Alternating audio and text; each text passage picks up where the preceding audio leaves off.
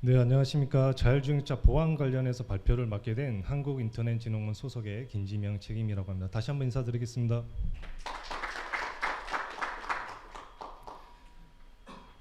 먼저 오늘 이 뜻깊은 자리에 초대해 주신 TTA 관계자분들과 참석자분들께 감사 말씀드리면서 발표를 시작하도록 하겠습니다. 네, 발표 순서는 다음과 같이 진행하도록 하겠습니다.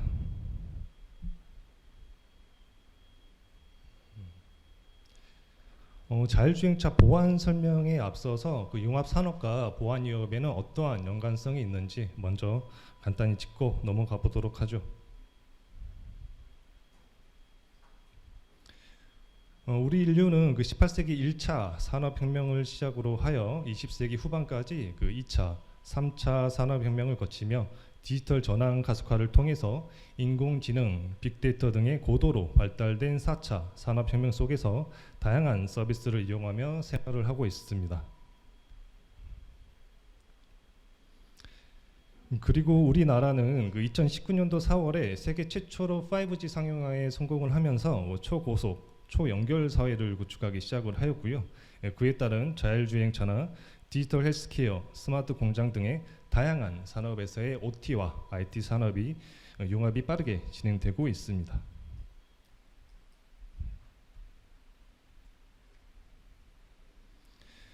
이러한 디지털 전환 가속화는 우리의 삶을 윤택하게 만들어주는 반면에 우리의 생명과 안전 및 경제 전반에 피해를 초래하는 기존 사이버 보안 위협이 융합 서비스 분야로 확대되고 있는데요.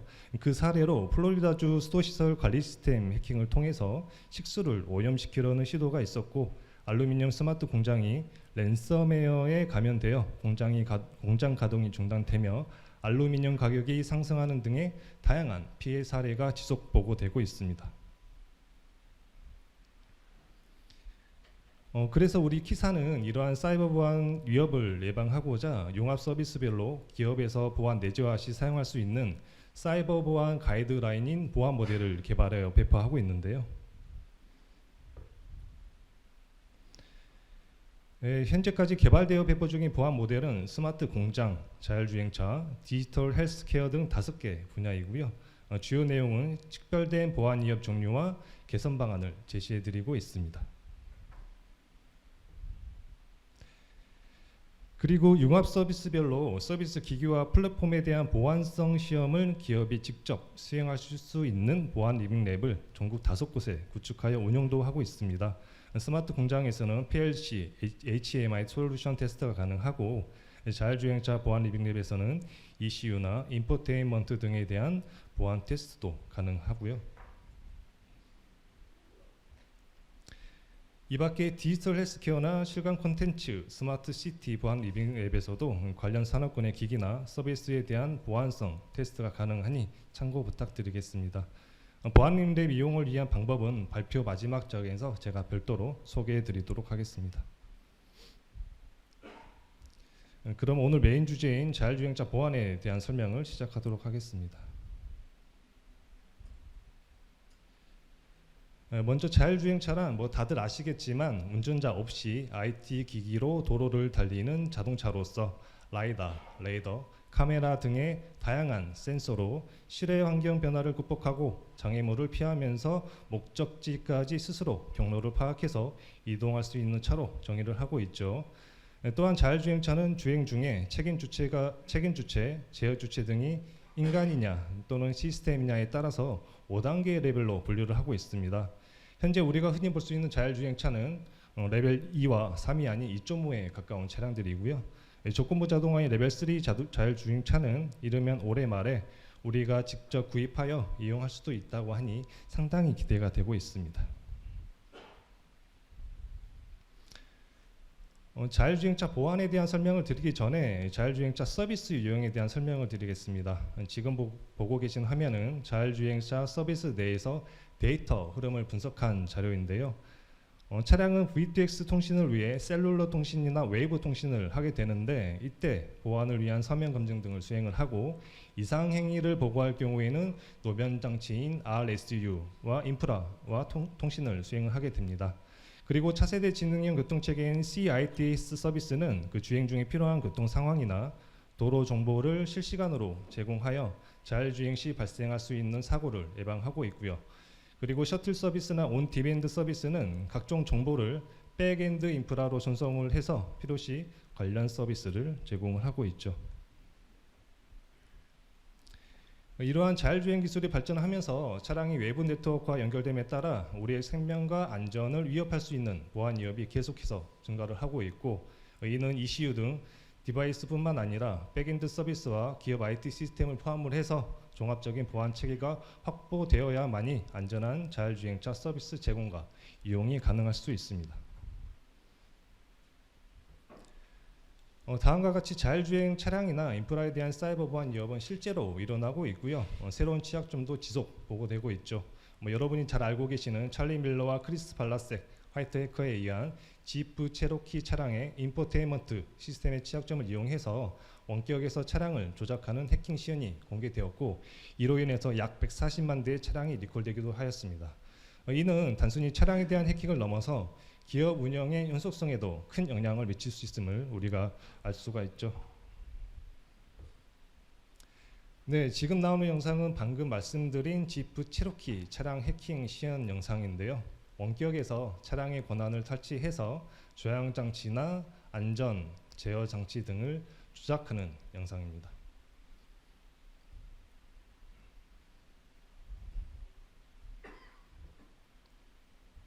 네, 이러한 차량 보안 취약점에 대해서 우리가 대응하지 않고 자율주행 서비스를 제공하거나 이용한다면 지금 보시는 영상과 같이 우리 사회에 큰 혼란을 야기시킬 수가 있겠죠.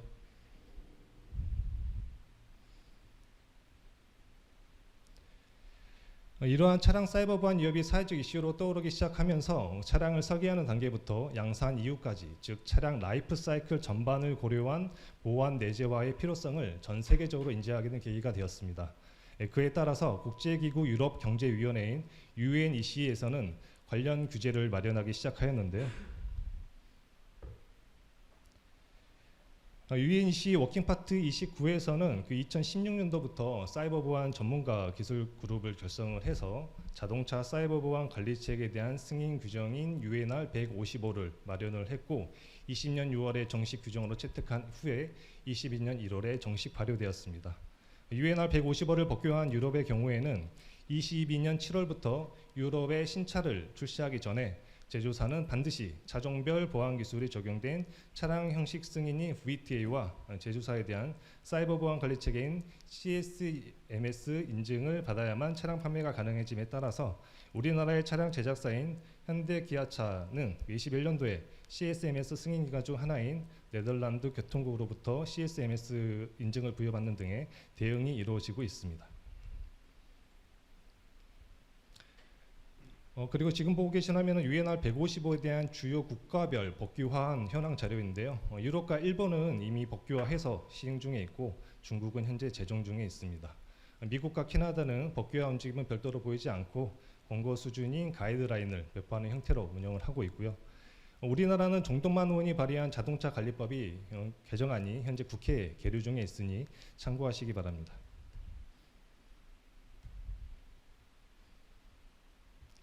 네, 지금까지 설명드린 자율주행차에 대한 보안 위협과 국제기구의 움직임을 인지하고 우리 키사는 자동차 산업 분야에 대한 사이버 보안 내재화를 지원하기 위해서 국내외 산학연 전문가들과 함께 자율주행차 보안 가이드라인인 보안 모델을 개발을 하였습니다.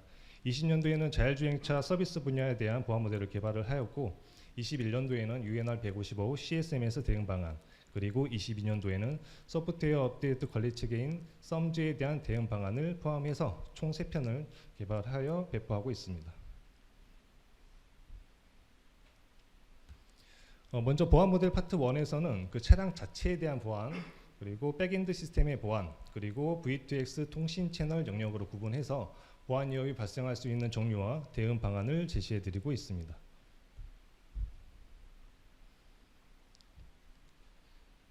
네, 이 세 가지 영역 중에 차량 자체에서 발생할 수 있는 보안 위협은 펌웨어 변조라든지 퀸 이변조, 차량 원격 제어, 해킹 등이 발생할 수가 있고요. V2X 통신 채널 영역에서는 메시지 유변조나 정보 무단 획득, 도청 등의 보안 위협이 발생을 할 수가 있습니다. 백엔드 시스템인 서버 등에서는 여러분들이 잘 알고 계시는 권한 탈취라든지 랜섬웨어 감염 등이 발생할 수 있겠죠. 그리고 보안 모델 파트 1에서는 이러한 보안 위협에 우리가 어떻게 대응할 것인가에 대한 방안을 제시해드리고 있습니다.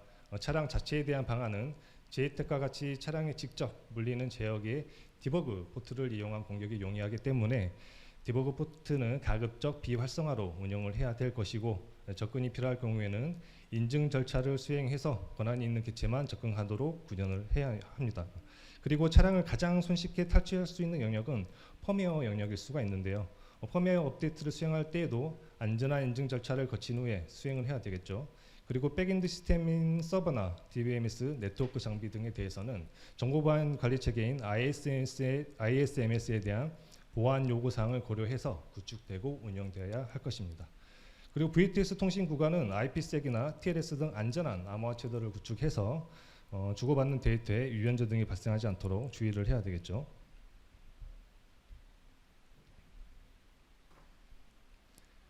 차량 내부 영역은 크게 차량 외부와 내부, 그리고 차량 외부와 내부를 이어주는 차량 접점으로 구분을 할 수가 있는데요. 대부분의 공격은 중간다리 역할을 수행하는 차량 접점에서 발생하므로 해당 영역에 대한 보안 대책이 매우 중요합니다.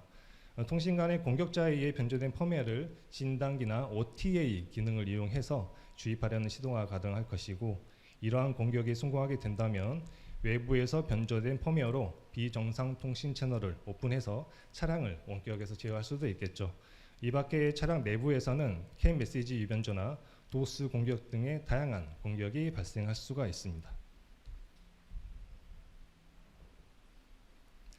방금 설명드린 차량에 대한 공격이 있다면 당연히 대응 가능한 기술과 솔루션도 있겠죠. 사전에 인가된 개체만 접근 가능한 인증 기능인 Secure Access나 인증 과정에서 사용되는 전자서명 생성키 등을 안전하게 저장하고 보관하는 하드웨어 시큐리티 모듈인 HSM, 그리고 여러분들이 잘 알고 계시는 IDS나 방화벽을 이용해서도 대응을 할 수가 있습니다. 그리고 펌웨어나 운영체제의 신뢰성 확보를 위해서 맥 기반이나 전자서명 기반으로 무결성 검증을 수행하는 시큐어 부트 방식을 이용해서도 공격으로부터 예방을 할 수가 있고요. 이러한 보안 기술을 개발하거나 적용 시에는 제한된 컴퓨팅 파워 등 한정된 자원 내에서 운영되어야 함을 고려해서 개발이 되어야 되겠죠. 차량의 보안 기능을 개발하는 과정에서는 가격적인 측면을 또 우리가 무시를 할 수가 없습니다. 그래서 역할별 그리고 기능 등을 고려해서 설계가 되어야 되는데요. 그중 차량용 HSM을 예로 설명을 드리자면, 일반적으로 차량용 HSM은 온칩 형태로 인베디드 장치에 부착되어 사용되어지는데요. 해당 HSM도 필요 기능에 따라서 하드웨어 성능이 다르게 설계되며 당연히 성능에 따라 가격도 달라지게 됩니다. 이 과정에서 에비타 3단계 기준을 고려해서 도입하면 비용 효율적인 운영이 가능해지는데요. 헤드 유닛과 같은 VTX 메시지를 처리하는 경우에는 빠른 비대칭 암호화 처리와 키 관리, 인증 기능 등이 요구되므로 풀 HSM이 필요할 수가 있고, 이슈의 경우에는 비대칭 암호화의 처리나 상대적으로 덜 중요하고 대칭 키 암호화 처리나 키 관리 등의 기능을 수행하기 위한 미디엄 HSM이 사용됩니다. 그리고 센서나 액추에이터와 같이 상대적으로 저사양 그리고 보안 요구 사항이 낮은 경우에는 라이트 HSM을 사용해서 비용 대비 효율적인 보안 솔루션 도입이 가능합니다. 방금 설명드린 에비타 3단계로 HSM을 구성하는 방안을 좀 더 쉽게 표현한 화면이고요. 보시는 것처럼 헤드 유닛이나 VTX 영역은 풀 HSM, ESP나 엔진 제어 등은 미디엄 HSM, GPS 센서나 에어백 등은 라이트 HSM으로 구성을 할 수가 있습니다.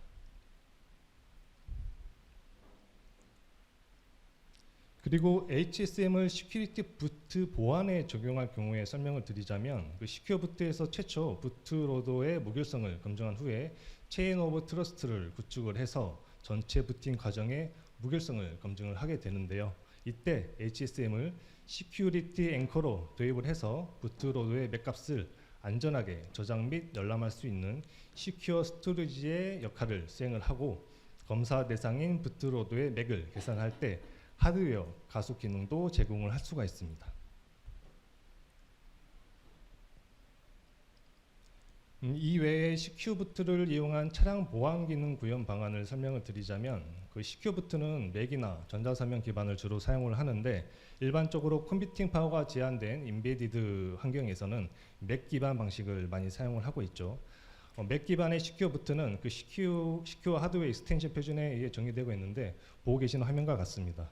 저장소에 맥 생성을 위한 키가 있는지 사전에 먼저 확인을 하게 되고 키가 있다면 맥 계산을 수행한 후에 맥 값과 비교해서 같으면 CQ부트가 성공을 해서 응용 프로그램들을 실행을 하게 되는데요. 해당 맥 생성을 위한 키나 계산된 맥은 CQ부트의 핵심 정보이기 때문에 안전하게 저장되어야 하고 맥 계산을 수행을 할 때 하드웨어 가속이 필요할 수 있기 때문에 이러한 요구사항을 만족하기 위해서는 HSM 사용이 필요합니다.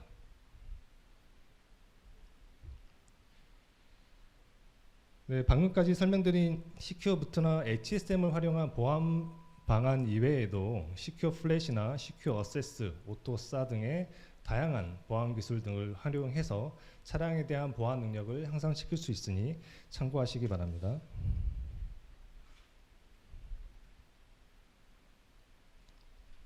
그리고 이 밖에 보안 모델 파트 1에서는 그 차량 중심의 보안 대응 방안 이외에도 그 자율주행차 서비스 7종별로 발생 가능한 보안 위협과 대응 방안도 함께 제시해 드리고 있습니다.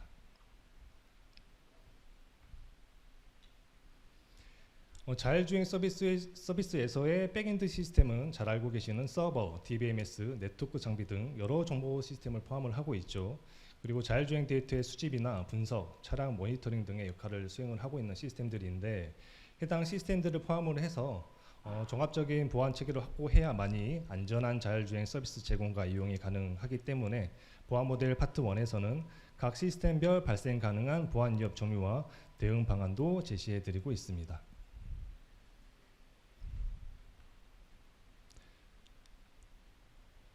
다음으로 보안 모델 파트 2에서는 그 유럽경제위원회 UNR 155의 차량 사이버 보안 관리 체계인 CSMS 내용을 다루고 있고요.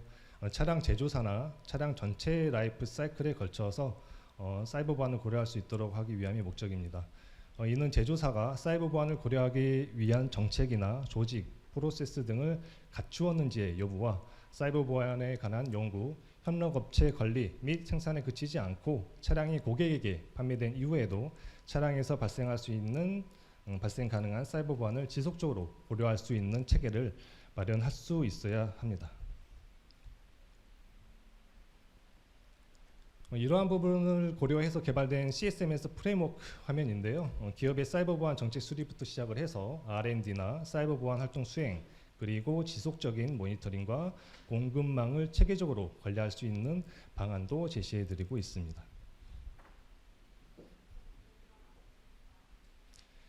다음으로 보안 모델 파트 3에서는 그 자동차의 소프트웨어 업데이트 관리 체계에 대한 내용을 담고 있습니다. 과거에는 차량 출고 이후에 리콜 등 특별한 기능적 사유가 없는 한 소프트웨어 업데이트의 빈도가 매우 낮았죠. 그런데 SDV와 같은 차량이 등장하면서 산업계의 트렌드가 변화하게 되며 소프트웨어 업데이트에 대한 중요성이 아주 높아졌습니다.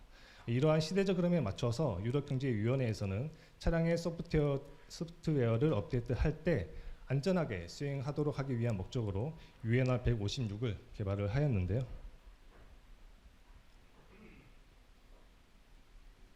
우리가 먼저 차량의 안전한 소프트웨어 업데이트를 어떻게 수행할 것인가를 고민하기 전에 일반적인 소프트웨어 업데이트 동작 흐름에 대한 과정을 이해할 필요가 있겠죠. 각 차량에 대한 소프트웨어 업데이트의 시작은 캠페인 담당자에 의해 시작이 되고 이 담당자는 보안 취약점 패치나 기능 추가 등의 목적으로 업데이트 캠페인을 계획을 하고 대상 차량의 패키지를 배포하기 전에 기존 차량에 설치된 소프트웨어와의 의존성 검증을 수행을 하게 됩니다. 이러한 의존성 검증을 수행하는 목적은 신규 소프트웨어 업데이트로 인해서 기존 차량에 예기치 못한 오동작을 방지하기 위함이겠죠. 그리고 이러한 과정을 거친 업데이트 패키지는 계획에 따라서 각 차량에 안전하게 전달되고 각 차량은 업데이트를 수행한 후에 백엔드 인프라로 리포팅을 하게 됩니다.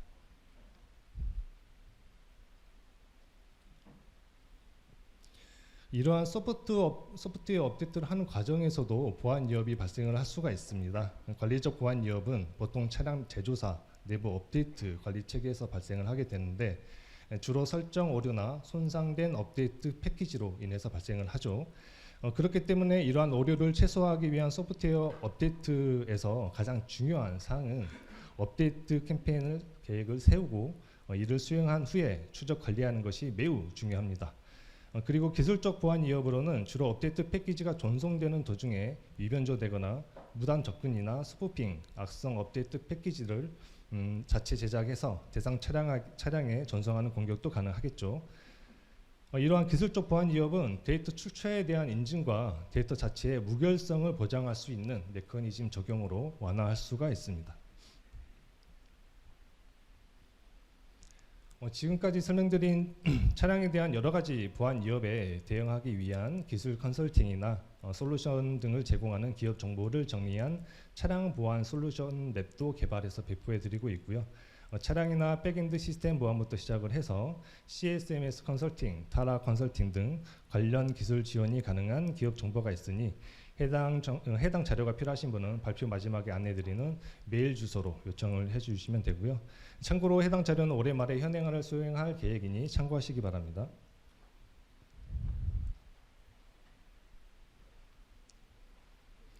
네, 마지막으로 다양한 보안 도구들을 이용을 해서 차량 제어기나 인포테인먼트 시스템 등에 대한 취약점 점검을 직접 수행하실 수 있는 자율주행차 보안 리빙랩을 구축을 해서 운영을 하고 있습니다. 자율주행차 보안 리빙랩이 보유하고 있는 보안 도구로는 캔 NOE, 디펜직스, 아이다 프로나 제밍 도구 등이 있고요.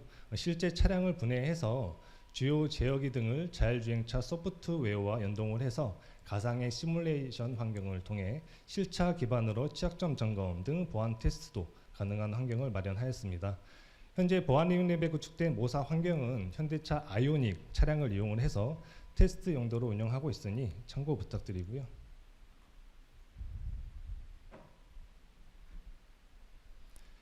보안 리빙랩에 비치된 캔 NOE 등 각종 보안 도구들을 활용을 해서 캔버스 부하 시험이나 메시지 재손송 시험, 그리고 퍼징 테스트 또는 위장 채우기 테스트 등도 직접 수행을 하실 수가 있습니다.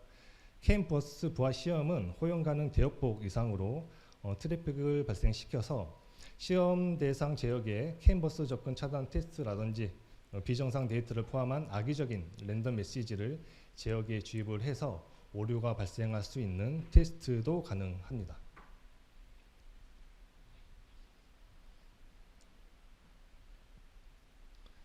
그리고 자동차 외부 접점인 V2X 통신은 웨이브, 블루투스 등 통신상에서 발생할 수 있는 보안 취약점 점검도 가능하고요. 차량 내비게이션에 저장된 데이터에 대한 포렌식 환경도 제공을 하고 있습니다. 제가 알고 있기로는 해당 포렌식 도구는 우리나라에 단 2대뿐인데 한 대는 키사, 한 대는 대검찰청에서 운영을 하고 있습니다. 그리고 자율주행차의 눈과 귀의 역할을 수행하는 핵심 센서 4종인 초음파, 레이더, 라이다, 카메라 등에 대한 이동식 보안성 시험 환경도 제공을 하고 있고요. 해당 핵심 센서의 비정상적인 행위를 가해서 자율주행 차량에 어떠한 오류를 일으키는지 테스트가 가능하겠죠.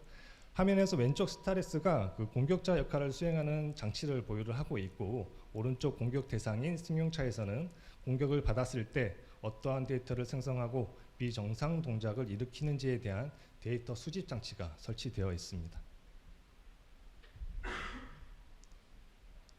네, 방금 설명드린 자율주행차 핵심 부품 중에 라이더 센서에 대한 공격을 수행을 하였을 때 차량이 어떠한 오류를 일으키는지 테스트를 수행하는 영상인데요. 이러한 테스트 공격을 수행으로 인해서 자동 긴급 제동 장치인 AEB가 정상적으로 동작하지 않는 것을 확인하실 수가 있습니다.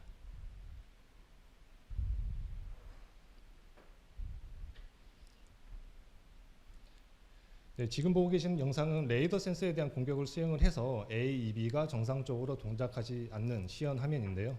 물론 자율주행차의 한 가지 센서에 공격을 수행하더라도 다른 센서의 데이터를 활용해서 AEB가 동작할 수가 있습니다. 이러한 테스트를 수행하는 목적은 우리가 차량 보안에 대한 경각심을 가지고 안전한 보안 대비책을 마련하기 위한 하나의 테스트 절차이니 참고 바라겠습니다.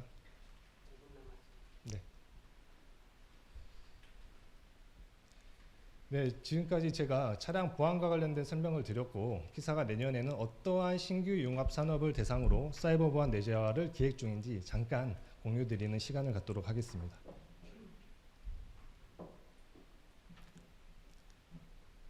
ICT 기술이 발전함에 따라서 선박에서도 IoT나 인공지능 등의 첨단 기술을 활용하기 시작하면서 기존 IT 환경에서 발생하던 보안 위협이 해양, 조선 산업으로 전이되고 있습니다. 보시는 화면이 현재까지 공개된 대표적인 선박 보안 위협 사례이고요. 노르웨이 선급 DNB 선박 관리 서버가 해킹되면서 약 1000여 척의 선박에 영향을 미치는 사고도 발생을 하였습니다. 이러한 해양 및 조선 산업에 대한 보안 위협이 지속 증가함에 따라서 국제기구에서는 다양한 대응책과 규제를 마련하기 시작하였는데요. 국제해운협회는 16년도에 최초의 선박 사이버 보안 가이드라인을 발간을 했고 국제해사기구는 17년 6월에 선박의 사이버 리스크 관리 체계 강화를 위한 결의안을 채택을 하였습니다. 그리고 국제선급협회는 내년 1월 1일부터 신건조 계약되는 선박의 OT 및 IT 기자재에 대한 사이버 보안 적용을 강제화하는 공통규칙을 22년도 4월에 발표를 하였고요. 그리고 선박 분야 이외에도 위성산업 분야에 대한 사이버 보안 내재화 지원도 계획 중에 있습니다. 소형 위성 등의 경우에는 보안 설정 등이 반영되지 않은 기본 OS나 공개 소프트웨어를 사용하다 보니 외부 해킹으로부터 매우 취약한 상태였는데요. 이로 인해서 지금 보시는 화면과 같이 위성을 대상으로 한 다양한 보안 위협이 발생을 하고 있습니다.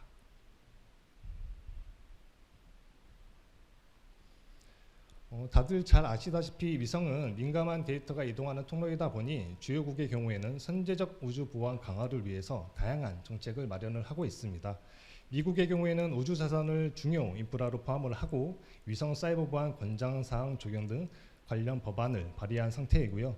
일본은 올해 3월에 상업 우주 시스템 사이버 보안 가이드라인을 개발을 해서 배포하는 등의 활발한 위성 보안 지원을 수행하고 있습니다. 마지막으로 선박, 우주 산업 분야 이외에도 로봇 산업에 대한 보안 내재화도 계획을 하고 있습니다. 최근 가정용 로봇의 해킹이나 원격 로봇의 제어권 탈취 그리고 데이터 유출 등으로 인해서 국민의 실생활과 밀접한 보안 위협 사례가 지속 보고되고 있죠. 예로 가정에서 쉽게 이용 가능한 원격 카메라나 로봇 청소기 등의 취약점을 악용해서 로봇의 제어권을 탈취한 후에 개인정보 등을 유출하는 등 피해 사례가 지속 발생하고 있습니다.